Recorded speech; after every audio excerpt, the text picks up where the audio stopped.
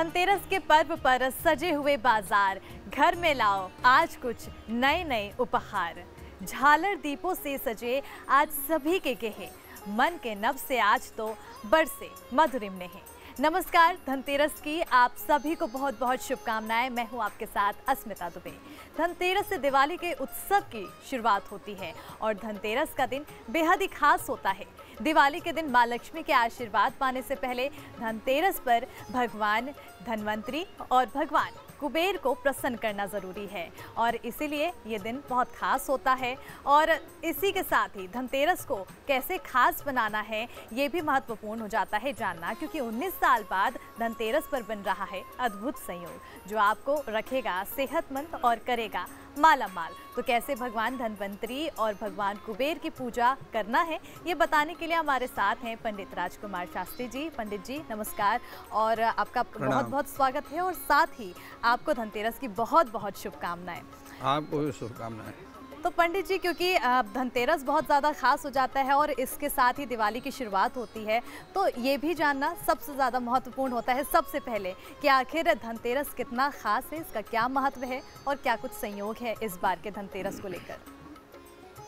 अस्मिता जी, आपको मैं बतला दूं कि धन त्रयोदशी उतना ही महत्वपूर्ण है जितना कि दीपावली महत्वपूर्ण है, क्योंकि दीपावली का जो पर्व होता है ये पंच पर्व कहलाता है, 5 दिनों का पर्व होता है।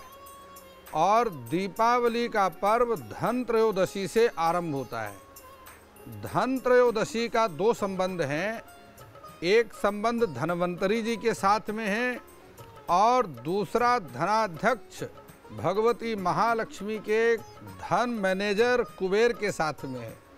इसलिए आप देखिए, स्वास्थ्य के साथ में भी धन त्रयोदशी का संबंध है और इसके साथ ही सभी प्रकार की जीवन की विघ्न बाधाओं को दूर करने के लिए भगवान गणपति के साथ में भी इनका संबंध है। सूर्य का, जिसको हम पंचदेव कहते हैं, पंचदेवों का पूजन।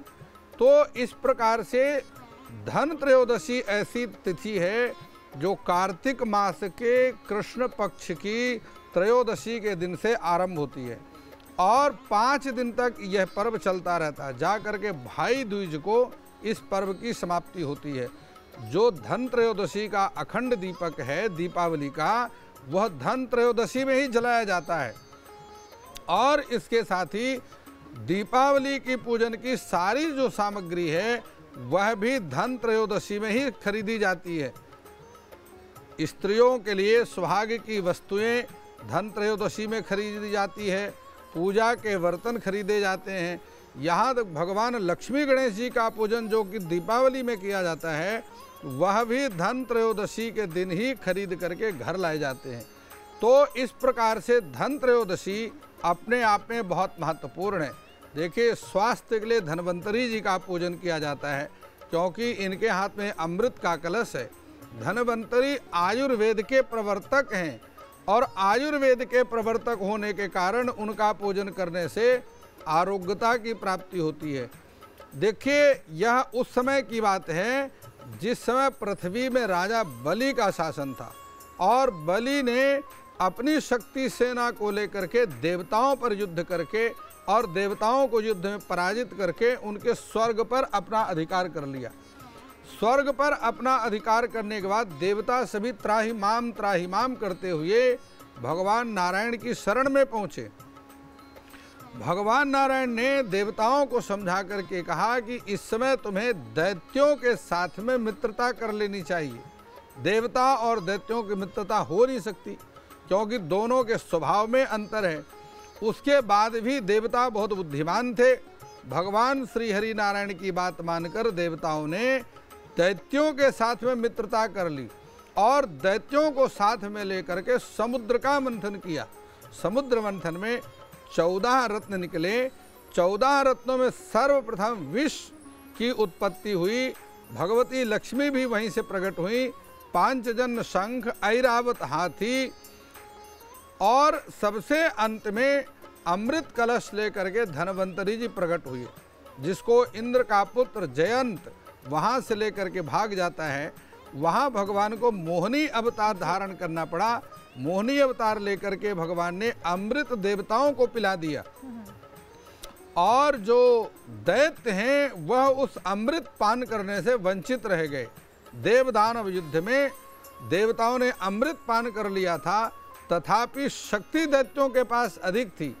देवता पुनः पराजित हुए और यत्र तत्र सर्वत्र भागते घूमते नजर आए। इस प्रकार से धन्वंतरी जी महाराज ने आयुर्वेद के प्रवर्तक होने के कारण धन त्रयोदशी के दिन ही इनका जन्म हुआ और तब से स्वास्थ्य लाभ के लिए धन्वंतरी जी का पूजन किया जाता है। इस दिन कुबेर का पूजन भी किया जाता है, भगवान गणपति का पूजन, धन की महारानी भगवती लक्ष्मी का पूजन किया जाता है, साथ में यम देवता का पूजन किया जाता है, साथ में पंचदेवों का पूजन किया जाता है। इस प्रकार ये वास्तविक रूप से यहीं से महालक्ष्मी का पूजन शुभ दीपावली का आरंभ होता है।